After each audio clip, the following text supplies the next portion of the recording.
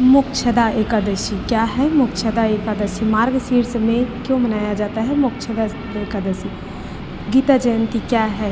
गीता जयंती क्यों मनाया जाता है? क्या है इसके पीछे का विशेष कारण? क्यों मनाया जाता है? गीता जयंती कब से शुरू हुआ? गीता उपदेश कब और किसने देना शुरू किया? अगर नहीं पता तो चलिए हमारे साथ बने रहिए हमारी वीडियो पर।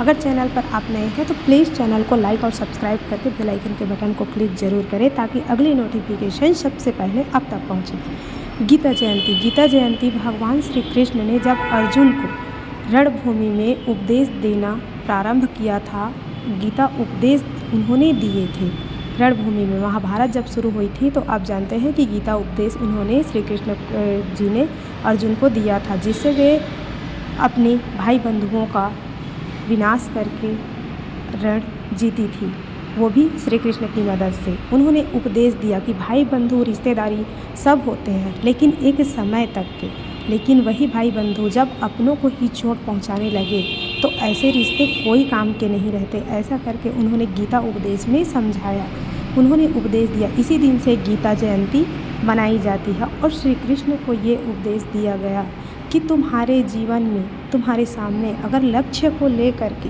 कोई भी शत्रु सामने आते हैं, क्यों न वो तुम्हारे मित्र, बंधु, बांधव जो भी हो, तो तुम उन पर कभी ये नहीं सोचेंगे कि ये हमारी दोस्त है, मित्र है, भाई है, बंधु है। तुम्हें उन्हें पराजित करना ही होगा और उनके साथ तुम्हें लड़ना ही होगा। यही सत्य है और नियम है। गलत गलत होता है और सही सही होता है।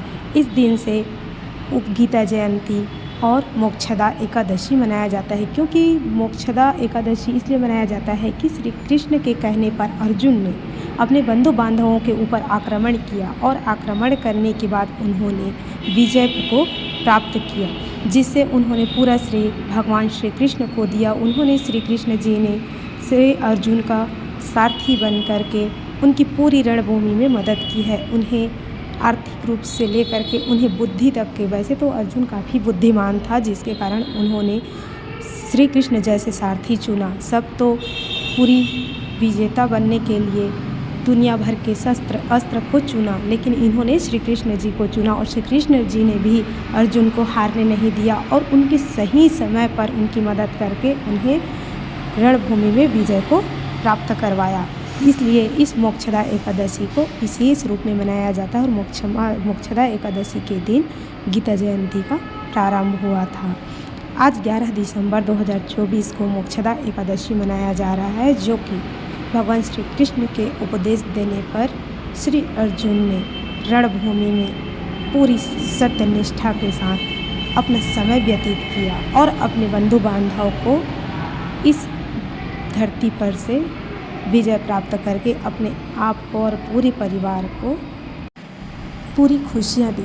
कहा जाता है कि जो अपने परिवार और सुख समृद्धि के लिए पूरे दुनिया से लड़ जाते हैं, लेकिन वो सत्य पर आधारित होना चाहिए, तो भगवान भी उसकी मदद करते हैं, क्योंकि वो पृथ्वी पर उतर करके आ करके करते हैं। जिस रूप में भी आए, नारायण आपकी मदद ज़रूर करेंगे। अर्जुन ने ये नहीं सोचा था कि उसके जीवन में इतना भी बड़ा दिन आएगा कि उन्हें श्री कृष्ण जैसे सारथी मिल जाएगा और वो पूरी इस महाभारत की रण को विजय प्राप्त करेगा। हालांकि अपने परिवार को मारने से या फिर किसी दूसरे को मारने से हत्या लगता है, उसका पाप लगता है, लेकिन जो सही नहीं है और जो अधर्म के रास्ते पर चल रहे हैं, तो भगवान कभी कभी पृथ्वी पर उतर करके एक सत्य व्यक्ति के पास आकर धर्म की रास्ता बता करके उन्हें अधर्म को नष्ट करने का विचार जरूर देते हैं। यही उपदेश गीता में दिया।